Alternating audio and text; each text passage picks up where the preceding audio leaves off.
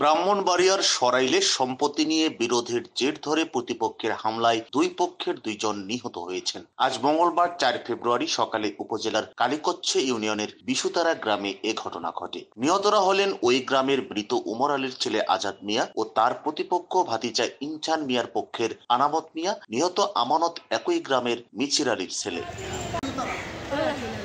নিহতের পরিবার ও পুলিশ জানায়, দীর্ঘদিন ধরে উপজেলার বিশুতারা গ্রামের একটি ভিটি বাড়ি নিয়ে চাচা আজাদ মিয়ার সাথে তার ভাতিজা ইনচান মিয়ার সাথে বিরোধ চলে আসছিল। এরই জের ধরে আজ সকালে আজাদ মিয়া তার দোকান খোলার সময় ইনচান মিয়া ও তার লোকজন দেশীয় অস্ত্র নিয়ে আজাদ মিয়াকে এলোপাতাড়ি কুপিয়ে হত্যা করে। এরপরেই প্রতিশোধ নিতে আজাদ মিয়ার পক্ষের লোকজন ইনচান মিয়ার পক্ষের আমানত মিয়ার উপর হামলা করে তাকে বল্লম দিয়ে আঘাত করে। পরে স্থানীয় লোকজন তাকে গুরুতর আহত অবস্থায় ব্রাহ্মণবাড়িয়া জেনারেল হাসপাতালে নিয়ে আসলে চিকিৎসক তাকে মৃত ঘোষণা করে।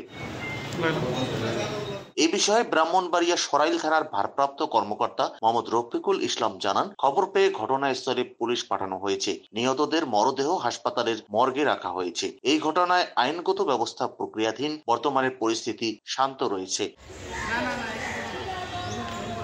নিউজ ডেস্ক, গ্রিন বার্তা 24।